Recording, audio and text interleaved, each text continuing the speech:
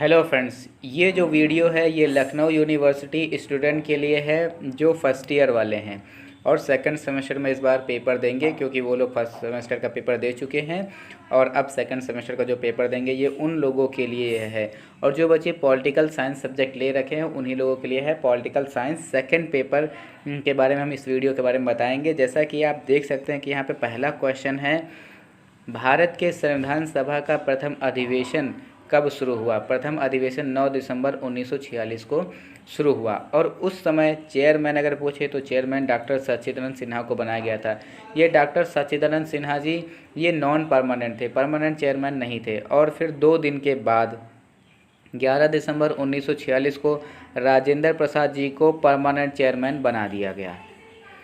और फिर 2 दिनों के बाद एक महत्वपूर्ण इम्पॉर्टेंट बात हम आपको बता देते हैं कि 13 दिसंबर 1946 को संविधान सभा में उद्देश्य प्रस्ताव पंडित जवाहरलाल नेहरू द्वारा रखा गया है। आइए नेक्स्ट क्वेश्चन पर आ जाते हैं। नेक्स्ट क्वेश्चन है, देश की स्वतंत्रता के पश्चात संविधान सभा का प्रथम बैठक कब हुई। जब देश स्वतंत्र हो गया था उसके बाद प्रथम बैठक कब हुई, तो यह 31 अक्टूबर 1947 को हुई, क्योंकि 15 अगस्त 1947 को हम लोग आज़ाद हो गए थे। उसके बाद फिर 31 अक्टूबर को देश की स्वतंत्रता के बाद संविधान सभा की प्रथम बैठक हुई थी। आइए अगले क्वेश्चन पे आ जाते। नेक्स्ट क्वेश्चन है, संपूर्ण संविधान के निर्माण में कुल कितना समय लगा। पूरी तरह से संविधान को तैयार होने में कितना समय लगा है, ये 2 साल 11 माह और 18 दिन का समय लगा है। अगला क्वेश्चन है, भारत के स्वतंत्रता प्राप्ति के समय ब्रिटेन के प्रधानमंत्री कौन थे। जब भारत स्वतंत्र हुआ तो उस समय ब्रिटेन के प्रधानमंत्री एटली थे। नेक्स्ट क्वेश्चन है, प्रारूप समिति के कितने सदस्य थे। जो प्रारूप समिति है उसके सदस्य कितने थे, 7 सदस्य थे। नेक्स्ट क्वेश्चन है, प्रारूप समिति के अध्यक्ष कौन थे। जो प्रारूप समिति के जो अध्यक्ष हैं ये डॉक्टर भीमराव अंबेडकर जी थे। ये लखनऊ यूनिवर्सिटी के सेकंड सेमेस्टर के पेपर में पिछली बार 2019 में ये क्वेश्चन पूछा भी गया था। नेक्स्ट क्वेश्चन है, संविधान सभा द्वारा पारित संविधान में कुल कितने अनुच्छेद और अनुसूचियां हैं। तो जब संविधान सभा पारित हुआ तो उस समय 395 अनुच्छेद और 8 अनुसूचियां थी। जब मूल संविधान में कभी कभी पूछ सकता है कि मूल संविधान में कितनी थी, तो 395 अनुच्छेद और 8 अनुसूचियां थीं। और इस समय तो 400 से ज़्यादा अनुच्छेद हो चुकी हैं। नेक्स्ट क्वेश्चन पे आ जाते हैं, संविधान सभा का संवैधानिक सलाहकार किसे नियुक्त किया गया है। संविधान सभा का संवैधानिक सलाहकार डॉक्टर BN राव को नियुक्त किया गया था। बेने सिंह नरसिंह राव इनका नाम था। नेक्स्ट क्वेश्चन है, भारतीय स्वतंत्रता अधिनियम 1947 में किस योजना के प्रस्ताव में शामिल किया गया। तो माउंटबेटन योजना। जो भारतीय स्वतंत्रता अधिनियम 1947 में ये किस योजना में इसे शामिल किया गया, भारतीय स्वतंत्रता अधिनियम ये माउंटबेटन योजना में शामिल किया गया था। अगला क्वेश्चन है, भारतीय संविधान के किस भाग को संविधान की आत्मा कहा जाता है। भारतीय संविधान के किस भाग को संविधान की आत्मा की संज्ञा दी गई है, या कह सकते हैं कि कहा गया है, तो प्रस्तावना को कहा गया है, प्रीएम्बल को। प्रस्तावना के बारे में कुछ इम्पॉर्टेंट चीज़ें हम आपको बता देते हैं। जैसा कि प्रस्तावना को ही उद्देशिका कहते हैं, प्रस्तावना को ही हम उद्देशिका कहते हैं। और ये जो प्रस्तावना है इसे 13 दिसंबर 1946 को पंडित जवाहरलाल नेहरू द्वारा संविधान सभा में प्रस्तुत किया गया था। और संविधान की प्रस्तावना में अभी तक केवल एक ही बार संशोधन किया गया है। एग्ज़ाम में पूछ सकता है कि प्रस्तावना में कितनी बार संशोधन किया गया है, तो आपको ये चीज़ याद रखनी है कि जो संविधान की जो प्रस्तावना है इसमें केवल एक ही बार संशोधन किया गया है। अगला क्वेश्चन है, वह मौलिक अधिकार कौन सा है जिसे डॉक्टर भीमराव अंबेडकर के अनुसार संविधान का दिल कहा जाता है। तो संवैधानिक उपचारों का जो अधिकार है इसे डॉक्टर भीमराव अंबेडकर के अनुसार संविधान का दिल कहा गया है। और ये जो संवैधानिक उपचारों का जो अधिकार है ये अनुच्छेद 32 में वर्णित किया गया है। अगले क्वेश्चन पर आ जाते हैं, भारतीय संविधान का संघात्मक रूप किस देश से लिया गया है। तो भारतीय संविधान का संघात्मक रूप कनाडा से लिया गया है। अगले क्वेश्चन पर आ जाते हैं, भारत के संविधान में सम्मिलित समवर्ती सूची किस देश की देन है। अब ये भी यहाँ पे क्वेश्चन इस तरह से भी पूछ सकते हैं कि समवर्ती देश किस देश की देन है, किस देश से लिया गया है, ऐसे पूछ सकते हैं। तो आपको याद रखना कि जो समवर्ती सूची है यह ऑस्ट्रेलिया से लिया गया है। अगले क्वेश्चन पर जाते हैं, किस संविधान में सम्मिलित नीति निर्देशक तत्वों की प्रेरणा हमें संविधान से प्राप्त हुई? किस संविधान से प्राप्त हुई? जो नीति निर्देशक सिद्धांत है, नीति निर्देशक तत्व की जो प्रेरणा है, ये किस संविधान से लिया गया है? किस देश के संविधान से लिया गया है? तो याद रखना कि ये आयरलैंड से लिया गया है।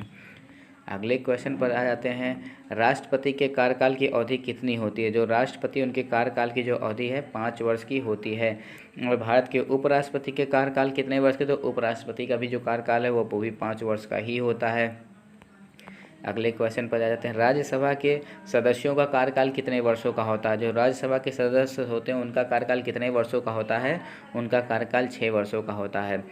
और विधान परिषद के सदस्यों का कार्यकाल कितने वर्षों का होता है? तो विधान परिषद के सदस्यों का कार्यकाल भी 6 वर्ष का होता है।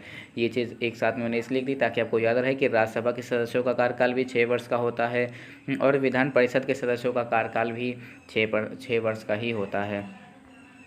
अगला क्वेश्चन है, राज्यसभा के सदस्यों की अधिकतम संख्या कितनी हो सकती है? राज्यसभा के सदस्यों की अधिकतम संख्या 250 हो सकती है, 250 हो सकती है। राज्यसभा धन विधेयक को कितने दिनों तक रोक सकती है? जो राज्यसभा है धन विधेयक यानी कि मनी बिल को 14 दिनों तक का रोक सकती है, इससे ज़्यादा नहीं। उसके बाद धन विधेयक जो है अपने आप ही इसे पास माना जाएगा। अगले क्वेश्चन पर आ जाते हैं। लोकसभा के सदस्यों की अधिकतम संख्या कितनी हो सकती है? तो लोकसभा के सदस्यों की अधिकतम संख्या 552 हो सकती है और राज्यसभा की हम आपको पहले ही बता चुके हैं 250 हो सकती है। और ये जो लोकसभा का वर्णन है यह अनुच्छेद 81 में बताया गया है और अनुच्छेद 80 में राज्यसभा के बारे में, अनुच्छेद 79 यानी कि 79 में संसद के बारे में, ये आपको याद रखना है। उसके बारे में बड़े थे अनुच्छेद उससे रिलेटेड हैं। आ जाते हैं अगले क्वेश्चन पे। लोकसभा का प्रथम अध्यक्ष कौन थे? लोकसभा के जो प्रथम अध्यक्ष हैं जीवी मावलंकर जी थे। और पूछे कि प्रथम महिला अध्यक्ष कौन थी? तो प्रथम महिला अध्यक्ष मीरा कुमार। अगले क्वेश्चन पर आ जाते हैं। संसद के संयुक्त बैठक की अध्यक्षता कौन करता है? संसद के संयुक्त बैठक की अध्यक्षता लोकसभा के अध्यक्ष करते हैं। लेकिन अगर क्वेश्चन पूछ ले कि संसद के संयुक्त बैठक की बुलाते कौन है, तो राष्ट्रपति जी बुलाते हैं। और किस अनुच्छेद के तहत बुलाते हैं? तो यह अनुच्छेद 108, अनुच्छेद 108 में संयुक्त अधिवेशन के बारे में बताया गया है। अगले क्वेश्चन पर आ जाते हैं। लोकसभा का अध्यक्ष किसको अपना त्यागपत्र देता है? तो लोकसभा का जो अध्यक्ष होता है अपना त्यागपत्र किसको देता है? ये लोकसभा के उपाध्यक्ष को देता है।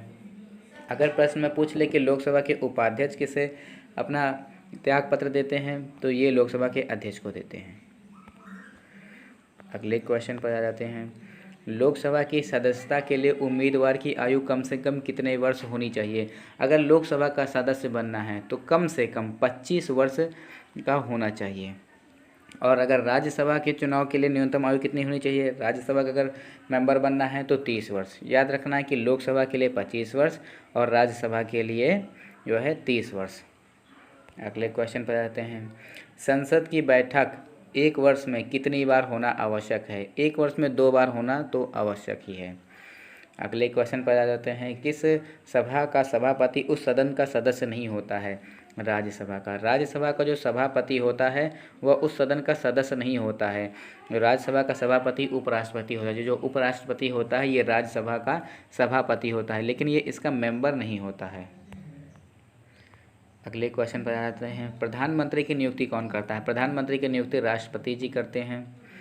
और प्रधानमंत्री को शपथ कौन दिलाता है? शपथ भी राष्ट्रपति जी ही दिलाते हैं। अगले क्वेश्चन पर आ जाते हैं। प्रधानमंत्री अपना त्यागपत्र किसे सौंपते हैं? प्रधानमंत्री जी अपना त्यागपत्र राष्ट्रपति को सौंपते हैं। प्रधानमंत्री से संबंधित ये हमने अब 3 बातें याद रखनी हैं, जैसा कि प्रधानमंत्री की नियुक्ति कौन करता है? राष्ट्रपति। प्रधानमंत्री को शपथ कौन दिलाता है? राष्ट्रपति। प्रधानमंत्री अपना त्यागपत्र किसे सौंपते हैं? तो भी राष्ट्रपति को देते हैं। अगला क्वेश्चन है। नीति आयोग का अध्यक्ष कौन होता है? नीति आयोग का अध्यक्ष प्रधानमंत्री होते हैं। मौलिक अधिकारों का निलंबन कौन कर सकता है? मौलिक अधिकारों का निलंबन राष्ट्रपति जी कर सकते हैं। देश का प्रथम नागरिक कौन होता है? देश का प्रथम नागरिक राष्ट्रपति को कहते हैं। राष्ट्रपति जी को देश का प्रथम नागरिक कहा जाता है। अगले क्वेश्चन पर जाते हैं। राष्ट्रपति बनने के लिए न्यूनतम आयु कितनी होनी चाहिए? अगर राष्ट्रपति बनना है तो न्यूनतम आयु जो होनी है 35 वर्ष होनी चाहिए और राज्यपाल के लिए भी 35 वर्ष ही बताई गई है। अगले क्वेश्चन पर जाते हैं। भारत के प्रथम उपराष्ट्रपति कौन थे? भारत के प्रथम उपराष्ट्रपति डॉक्टर सर्वपल्ली राधाकृष्णन जी थे। नेक्स्ट क्वेश्चन है, संविधान के किस संशोधन द्वारा मूल कर्तव्यों को जोड़ा गया है? संविधान के किस संशोधन द्वारा मूल कर्तव्यों को जोड़ा गया है? मूल कर्तव्य को 42वें संविधान संशोधन द्वारा जोड़ा गया है। और 42वां संविधान संशोधन कब किया गया था? यह 1976 में किया गया था। और 42वें संविधान संशोधन को मिनी संविधान भी कहते हैं, मिनी कॉन्स्टिट्यूशन भी इसे कहते हैं। राज्यसभा का स्थायी सदन क्यों कहा जाता है? राज्यसभा को स्थायी सदन क्यों कहा जाता है? राज्यसभा क्योंकि कभी भंग नहीं हो सकती, राज्यसभा कभी भंग नहीं होती, इसलिए इसको स्थायी सदन कहा जाता है। तो फ्रेंड्स, संविधान का संशोधन संविधान के किस भाग में वर्णन किया गया है? संविधान का संशोधन भाग 20 में वर्णन किया गया है।